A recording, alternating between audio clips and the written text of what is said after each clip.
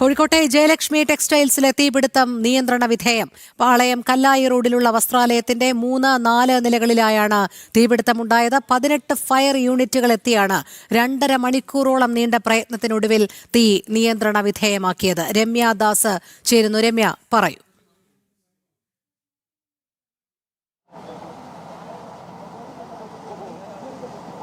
രോഹിണി, ഇന്ന് വൈകിട്ടോടെ ഏകദേശം 5:55 കൂടിയാണ് എനിക്ക് പുറകിൽ കാണുന്ന ഈ ജയലക്ഷ്മി സിൽക്സിൽ, അതായത് പാളയം കല്ലായി റോട്ടിലെ ചാലപ്പുറത്തുള്ള ഈ ജയലക്ഷ്മി സിൽക്സിൽ 5:55 കൂടി തീപിടുത്തം ഉണ്ടാകുന്നത്. അതായത് ഈ രണ്ടാമത്തെ നിലയിലായിരുന്നു ആദ്യഘട്ടത്തിൽ ഒരു തീപിടുത്തം. അതായത് ഒരു പിൻവശത്ത് വലതുഭാഗത്തായി പിൻഭാഗത്തായിരുന്നു ഒരു പുകയുണ്ടാകുന്നു. തുടർന്ന് ജീവനക്കാരോടെല്ലാം പുറത്ത് ഇറങ്ങാൻ നിർദ്ദേശം നൽകുകയായിരുന്നു സ്ഥാപനത്തിലുള്ള ഉദ്യോഗസ്ഥർ. അങ്ങനെ അവർ പുറത്തിറങ്ങുകയും പിന്നീട് വലിയ തോതിലുള്ള ഒരു തീപിടുത്തമായിരുന്നു ഉണ്ടായിരുന്നത്. കാരണം സാരികൾ ഉൾപ്പെടെ അതുപോലെ തന്നെ ഈ വെഡ്ഡിംഗ് സെക്ഷനിലായിരുന്നു ഇത്തരത്തിലൊരു തീപിടുത്തം ഉണ്ടായത്. വലിയ തോതിൽ തന്നെ വസ്ത്രങ്ങൾ ഉൾപ്പെടെ കത്തിപ്പിടിക്കുന്ന ഒരു രീതിയിലേക്കായിരുന്നു ആദ്യഘട്ടത്തിൽ പോയിരുന്നത്.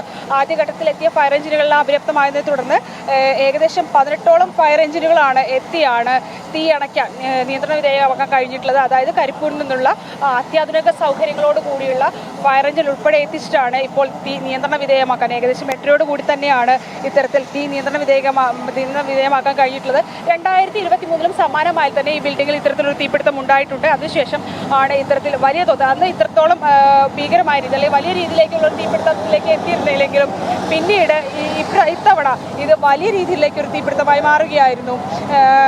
ഇത്തരത്തിൽ ഏകദേശം 2.5 മണിക്കൂറോളം എടുത്തു തീ ഒന്ന് നിയന്ത്രണ വിധേയമാക്കാൻ. മീൻചന്ത, അതുപോലെ തന്നെ വെള്ളിമാട് കുന്ന്, ബീച്ച് തുടങ്ങിയ മേഖലകളിൽ ഉൾപ്പെടെയുള്ള ഫയർ എഞ്ചിനുകളാണ് എത്തിയത്. അതായത് ആദ്യഘട്ടത്തിൽ പ്രായോഗികമായി തന്നെ തീ അണയ്ക്കാൻ ബുദ്ധിമുട്ടുകൾ നേരിട്ടിരുന്നു. അതായത് ഈ സൈഡുകൾ ഉൾപ്പെടെ ചില്ലിട്ട നിലയിലായിരുന്നു. അതിനാൽ തന്നെ വെള്ളം ആദ്യഘട്ടത്തിൽ ഉള്ളിലേക്ക് എത്തിക്കാനെല്ലാം ഫയർഫോഴ്സിന് കഴിഞ്ഞിരുന്നില്ല. പിന്നീട് ഈ ചില്ലെല്ലാം പൊട്ടിച്ചാണ് ഉള്ളിലേക്ക് വെള്ളം കടത്തിവിടാനും തീ അണയ്ക്കാനും, അതായത് തീ ഒരു നിയന്ത്രണ വിധേയമാക്കാൻ കഴിഞ്ഞിട്ടുള്ളത്. തുടർന്ന് വലിയ തോതിൽ തന്നെ ഉള്ളിലേക്കെല്ലാം തീ പടരുന്ന ഒരു സാഹചര്യം ഉൾപ്പെടെ ഉണ്ടായിരുന്നു. നിലവിൽ ഇപ്പോൾ നമുക്ക് തീ നിയന്ത്രണ വിധേയമാണെന്ന് പറയാം. ഏറെ ആശ്വാസകരമാണ്. കാരണം ഒരു കോഴിക്കോടിനെ അപേക്ഷിച്ച് നോക്കുകയാണെങ്കിൽ വലിയ തോതിലുള്ള ഈ മേഖല എന്ന് പറയുമ്പോൾ നമുക്ക് നിറയെ വ്യാപാര സ്ഥാപനങ്ങളുണ്ട്. അടുത്ത് ജനവാസ കേന്ദ്രമാണ്, റെയിൽവേ സ്റ്റേഷൻ. അങ്ങനെ അത്തരത്തിൽ വലിയ രീതിയിൽ തന്നെ തിരക്കേറിയൊരു ഇടത്താണ് ഇത്തരത്തിലൊരു ജയലക്ഷ്മിയുടെ ഈ ഒരു വസ്ത്രശാല നിൽക്കുന്നത്. അതിനാൽ തന്നെ ആദ്യഘട്ടത്തിൽ ഫയർ എഞ്ചിൻ ഉൾപ്പെടെ ഇങ്ങോട്ട് എത്തിപ്പെടാനുള്ള പ്രായോഗികമായ ചില ബുദ്ധിമുട്ടുകൾ ഉണ്ടായിരുന്നു.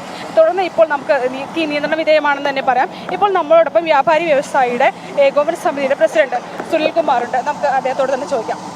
ഇപ്പോൾ ഈ രണ്ടാമത്തെ തവണയാണ് ഇത്തരത്തിലൊരു തീപിടുത്തം ഉണ്ടാകുന്നത്. ഈ ഫയർ എഞ്ചിൻ ഉൾപ്പെടെ എത്തിപ്പെടാൻ പ്രായോഗികമായി ബുദ്ധിമുട്ടുകൾ നേരിട്ടെന്നും പറയുന്നുണ്ട്. എങ്ങനെയാണ് ഈ വിഷയത്തിൽ? കാരണം ഇപ്പോൾ ബീച്ചിലെ ഫയർ സ്റ്റേഷൻ നമുക്കറിയാം പ്രായോഗികമായി പല ബുദ്ധിമുട്ടുകളുണ്ട്. അത്തരത്തിൽ ഈ ഒരു കോഴിക്കോട് നഗരത്തെ അപേക്ഷിച്ച് പലപ്പോഴായിട്ട് ഇപ്പോൾ മിഠായി തെരുവ്, കഴിഞ്ഞ തവണ ഉണ്ടായ പുതിയ സ്റ്റാൻഡിലെ തീപിടുത്തങ്ങൾ, അപ്പോൾ അത്തരത്തിലൊരു അപര്യാപ്തമാണ് ഫയർ സ്റ്റേഷനുകളെന്ന് തോന്നുന്നുണ്ടോ?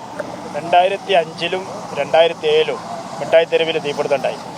അന്ന് മുതൽ ഏകോപന സമിതി ആവശ്യപ്പെടുന്നതാണ് നമ്മൾക്ക് എയർപോർട്ടിലുള്ള അത്യാധുനിക രീതിയിലുള്ള ഈ ഒരു ഫയർ എഞ്ചിന് കോഴിക്കോടിന് സ്വന്തമായിട്ട് കോഴിക്കോട് ഫയർ സ്റ്റേഷനിൽ നിർത്തണം.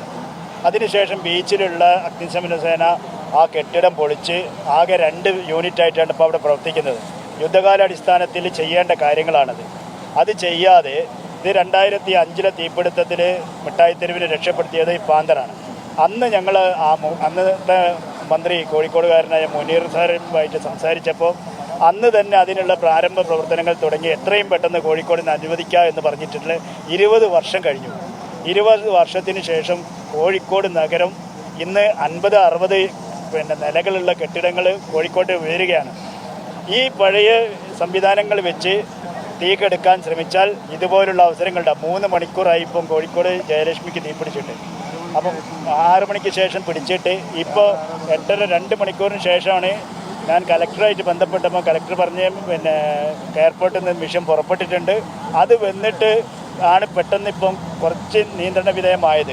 അപ്പോൾ എന്തായാലും കോഴിക്കോട് നഗരത്തിൽ നടക്കുന്ന തീപിടുത്തത്തിലൊക്കെ അവസാനം ഈ പാന്തർ എത്തി ചേർന്നിട്ടാണ് ശമനം കാണുന്നതെങ്കിൽ എന്തുകൊണ്ട് സർക്കാരിന് കോഴിക്കോട്ട് അതുപോലുള്ള ഒരു മിഷന് ഉടനടി അനുവദിക്കണം എന്നാണ് ഏകോപന സമിതിക്ക് പറഞ്ഞത്. അതുപോലെ തന്നെ ഇപ്പോൾ ബീച്ച് ഫയർ സ്റ്റേഷന്റെ കാര്യം ആലോചിക്കുകയാണെങ്കിൽ ഇപ്പോൾ ഫയർ സ്റ്റേഷന്റെ കെട്ടിടം തന്നെ ശോചനീയാവസ്ഥയിൽ പലതവണ ജന ടി വി ഉൾപ്പെടെ വാർത്ത നൽകിയതാണ്. ഈ വിഷയത്തിലും സർക്കാർ ഒരു കൃത്യമായ നടപടി എടുക്കുന്നില്ല എന്നുള്ളൊരു ഇതിൽ ഞാൻ പറയുന്നത് കോഴിക്കോട് ജനസാന്ദ്രത കൂടിയ ഈ സ്ഥലത്ത് 2 മിഷനാണ് ഇപ്പോൾ ഉള്ളത്. എത്രയും പെട്ടെന്ന് എത്തിച്ചേരാൻ പറ്റുന്നത്. ഇപ്പം വെള്ളിമാട് കുന്നിലേക്കും മീഞ്ചന്തയിലേക്കും ഇവിടെ ഉണ്ടായിരുന്ന മിഷനുകളാണ് ട്രാൻസ്ഫർ ചെയ്തത്. എന്തുകൊണ്ട് അത് പെട്ടെന്ന് തീർത്ത് ഈ കോഴിക്കോട് നഗരത്തിൽ ഇങ്ങനെയുള്ള തീപിടുത്തങ്ങൾ ഉണ്ടാകുമ്പോൾ പെട്ടെന്ന് എത്തിച്ചേരാനുള്ള സംവിധാനം ഗവൺമെൻറ് ഉണ്ടാക്കുന്നില്ല? നഗരം കത്തിക്കോട്ടെ എന്നാണോ അവരുദ്ദേശിക്കുന്നത്? അപ്പോൾ എത്രയും പെട്ടെന്ന് അതിനുള്ള സംവിധാനം ഉണ്ടാക്കുക. രോഹിണി, ഇത് തന്നെയാണ് വ്യാപാരി വ്യവസായിയുടെ പ്രസിഡന്റ് കൂടിയാണ് സുനിൽകുമാർ. ഇദ്ദേഹം പറയുന്നത് കാരണം കോഴിക്കോട് നഗരത്തെ അപേക്ഷിച്ച് വളരെ തിരക്കേറിയ നഗരമാണ്. നിരവധി വ്യാപാര സ്ഥാപനങ്ങളുണ്ട്, നിരവധി ഫ്ളാറ്റ് സമുച്ചയം. ശരി രമ്യ, എന്തായാലും തീ നിയന്ത്രണ വിധേയമാക്കാൻ കഴിഞ്ഞു എന്നുള്ളത് ആശ്വാസകരമായ ഒരു കാര്യം തന്നെയാണ്. അതോടൊപ്പം അവിടെയുള്ള വ്യാപാരി വ്യവസായികൾ ഉന്നയിക്കുന്ന ചില വിമർശനങ്ങളുമുണ്ട്. അതും തീർച്ചയായും അധികൃതരുടെ ശ്രദ്ധയിൽപ്പെടും എന്ന് തന്നെ നമുക്ക് കരുതാം.